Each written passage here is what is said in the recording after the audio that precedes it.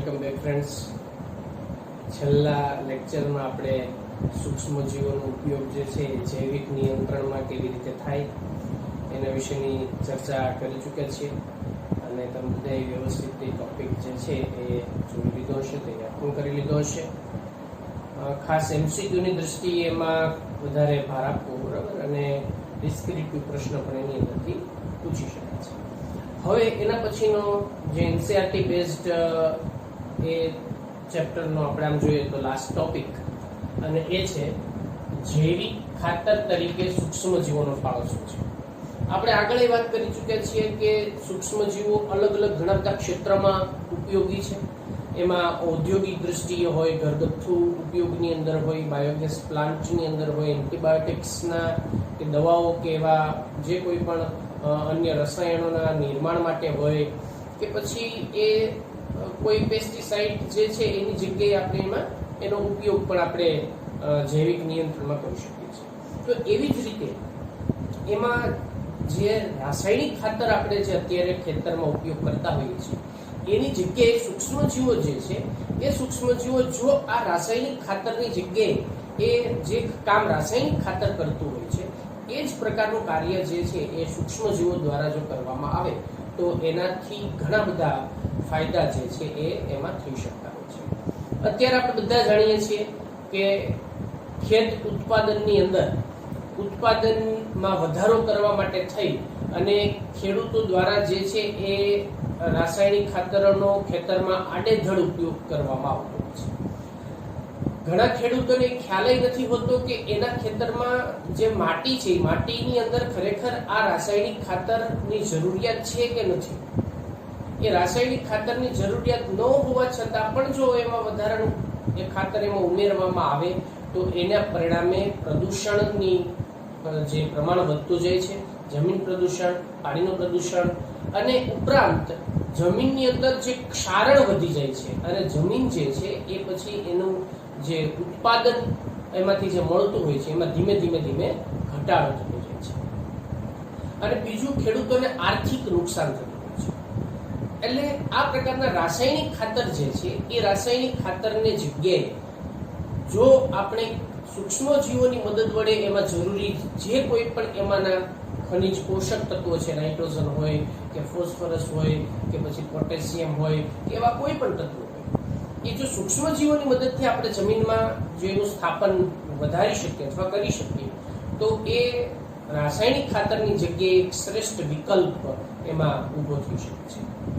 તો વૈજ્ઞાનિકો દ્વારા આવા ઘણા બધા સૂક્ષ્મજીવો ઉપરના પ્રયોગોના આધારે કેટલાક સહજીવી હોય, કેટલાક મુક્તજીવી હોય, તો એ બધાના આધારે અલગ અલગ પ્રકારના સંશોધનો કરી અને સૂક્ષ્મજીવો એ રાસાયણિક ખાતર જે છે એની જગ્યાએ સૂક્ષ્મજીવો દ્વારા પણ એ ખનિજ પોષક તત્વો એ જમીનમાં સ્થાપિત થઈ શકે છે એના વિશેની પણ ઘણી બધી સંશોધનો કરવામાં આવેલા છે. એટલે અહીંયા જો આપણે વાત કરીએ તો મેં હમણાં તમને જેમ કીધું કે ભાઈ કૃષિ ઉત્પાદનની માંગને વધારવા માટે અને એની જરૂરિયાત જે છે એને પહોંચી વળવા માટે થઈ બરાબર, અને રાસાયણિક ખાતરનો ઉપયોગ વધે છે. રાસાયણિક ખાતરનો ઉપયોગ વધવાને પરિણામે શું થાય છે તો કે પ્રદૂષણ જેવી સમસ્યા સર્જાય છે અને ખેડૂતને આર્થિક નુકસાન થાય છે. જેથી હવે લોકો દ્વારા અને જે કોઈ પણ જૈવિક ખેતી કરતા હોય એ ખેડૂતો દ્વારા રાસાયણિક ખાતરની જગ્યાએ જૈવિક ખાતર જે છે એ જૈવિક ખાતરનો ઉપયોગ વધારવા માટે એના ઉપર હવે દબાણ થાય છે. ભાઈ તમે રાસાયણિક ખાતરનો ઉપયોગ બને એટલો ઓછો કરો અને એની જગ્યાએ તમે જૈવિક ખાતર જે છે એનો ઉપયોગ આપણે એમાં કરી શકાય છે. તો હવે જૈવિક ખાતર તરીકે આપણે કોનો ઉપયોગ કરી શકાય છે? તો જૈવિક ખાતરના જે સ્ત્રોત છે એ સ્ત્રોત તરીકે એમાં ફૂગ છે, કેટલીક એમાંના બેક્ટેરિયા છે અને સાયનોબેક્ટેરિયા છે અને લીલી છે. આ બધા જૈવિક જે ખાતર તરીકે ઉપયોગમાં લઈ શકાય એવા અલગ અલગ જે સૂક્ષ્મજીવો છે એમાં આનો સમાવેશ થઈ શકે છે. જેમાં આપણે સૌથી પહેલી વાત કરીએ તો આપણે બધા જાણીએ છીએ અને તમે આગળ ઓલરેડી એ ભણી ચૂક્યા છો કે શીંબી કુળની જે વનસ્પતિ છે એટલે કે કઠોળ વર્ગની વનસ્પતિ, એ કઠોળ વર્ગની જે વનસ્પતિ છે બરાબર, એ વનસ્પતિની અંદર એના જે મૂળ છે એ મૂળની અંદર એક સહજીવી બેક્ટેરિયા આપણને મૂળ ગંડિકામાં જોવા મળે છે અને એનું નામ છે રાઇઝોબિયમ. તો આ જે રાઇઝોબિયમ છે એ રાઇઝોબિયમ બેક્ટેરિયા, બરાબર, આ બેક્ટેરિયા એના મૂળમાં જે મૂળ ગંડિકા હોય, મૂળ ગંડિકા અથવા એને મૂળ ગ્રંથિકા તરીકે પણ ઓળખવામાં આવે છે. મૂળ ગ્રંથિકા એટલે એના મૂળમાં જે તંતુઓ હોય, મૂળ રોગ હોય અથવા તો મૂળમાં આવેલા નાની ગાંઠ જેવી રચના, બરાબર, અને જેની અંદર આ બધા સૂક્ષ્મ જીવો જે છે રાઇઝોબિયમ એની અંદર આપણને રહેતા જોવા મળતા હોય છે. તો એક ફૂલેલી ગાંઠ જેવી રચના એને મૂળ ગંડિકા તરીકે ઓળખવામાં આવે છે, મૂળ ગ્રંથિકા તરીકે ઓળખવામાં આવે છે. એટલે મૂળ ગ્રંથિકાનું નિર્માણ કરે છે, બરાબર, એનું નિર્માણ કરે અને તેમાં એ પોતાની વસાહત બનાવે છે, બરાબર, એ વસાહત બનાવે છે. હવે આ જે બેક્ટેરિયા છે, બરાબર, આ બેક્ટેરિયા એ સૌથી પહેલા તો સહજીવી બેક્ટેરિયા છે. આ સહજીવ છે. હવે એ વનસ્પતિને શું કામ કરે છે, વનસ્પતિને શું ફાયદો કરતા હોય છે? તો આ જે બેક્ટેરિયા છે જે વાતાવરણમાંથી નાઇટ્રોજન જે છે એ નાઇટ્રોજન વાયુનું સ્થાપન કરે છે અને વનસ્પતિ જે છે એને જરૂરી નાઇટ્રોજન જે છે એ પૂરો પાડે છે.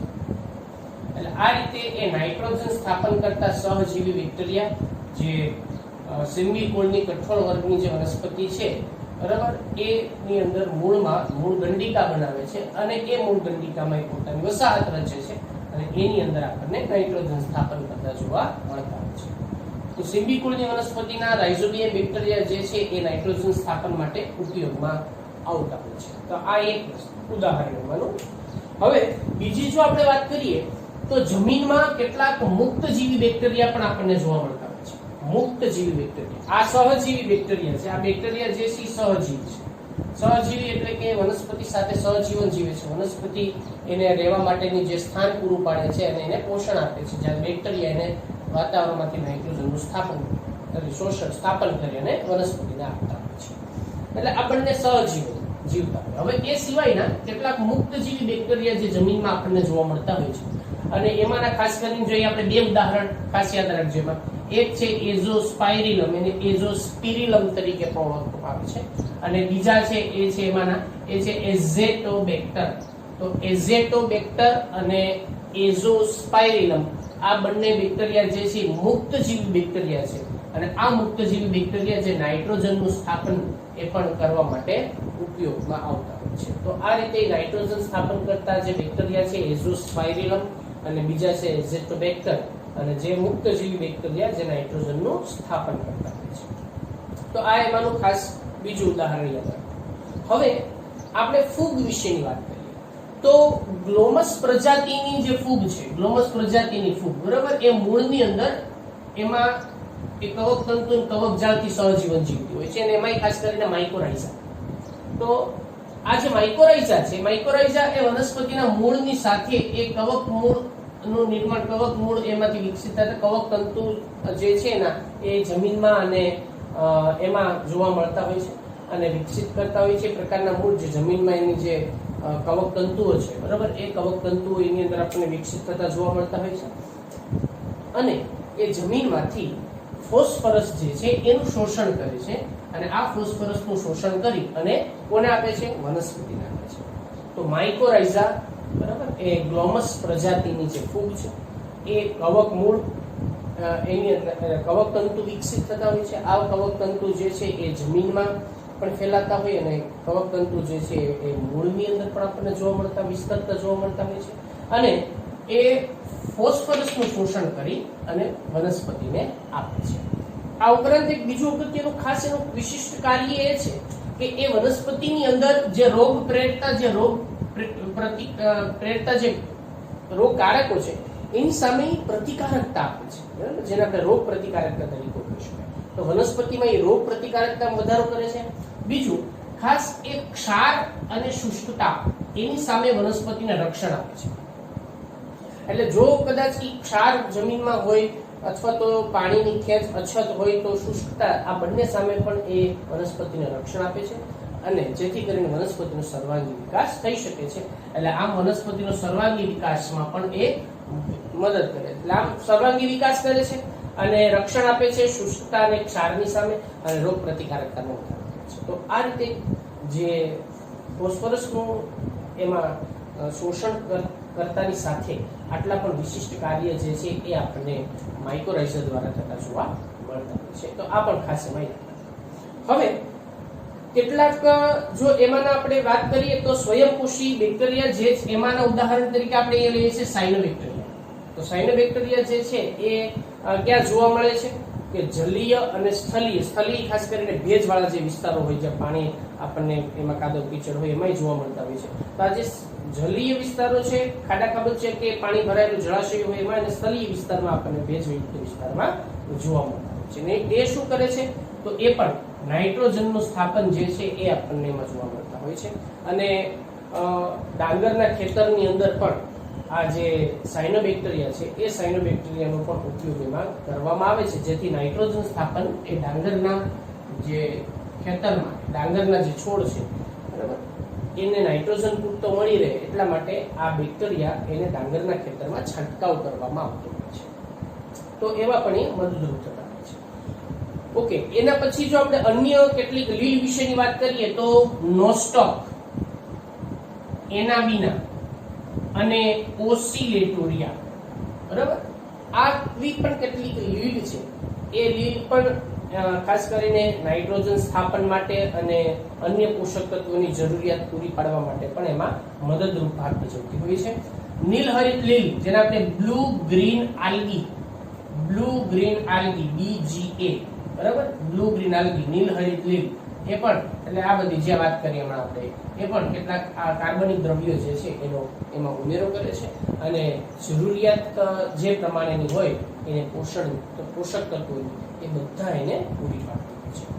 તો આ રીતે એમાં ખેડૂતો રાસાયણિક ખાતરનો ઉપયોગ જે છે એ ઘટાડે અને જૈવિક રીતે જો જૈવિક ખેતી કરતા હોય ઓર્ગેનિક ફાર્મિંગ કરતા હોય બરાબર અથવા તો જેને આપણે કાર્બનિક ખેતી તરીકે ઓળખી શકાય તો એનો કાર્બનિક ખેતી કરતા જે ખેડૂતો છે એ ખેડૂતો બીજાને પણ એવી સલાહ આપતા હોય છે કે ભાઈ રાસાયણિક ખાતરનો ઉપયોગ તમે ઘટાડી નાખો, ઓછો કરો અથવા કરો જ નહીં અને એની જગ્યાએ જો આવા જૈવિક ખાતરનો ઉપયોગ કરતા સૂક્ષ્મજીવોનો કે લીલનો ઉપયોગ કરવામાં આવે તો એનાથી પણ પોષક તત્વો જે છે એ વનસ્પતિને પૂરતા પ્રમાણમાં પૂરા પાડી શકાય છે અને ખેડૂતોને એનાથી ઘણો બધો ફાયદો જે છે એ પ્રદૂષણની માત્રા પણ એની અંદર ઘટતી જતી જોવા મળી શકે છે.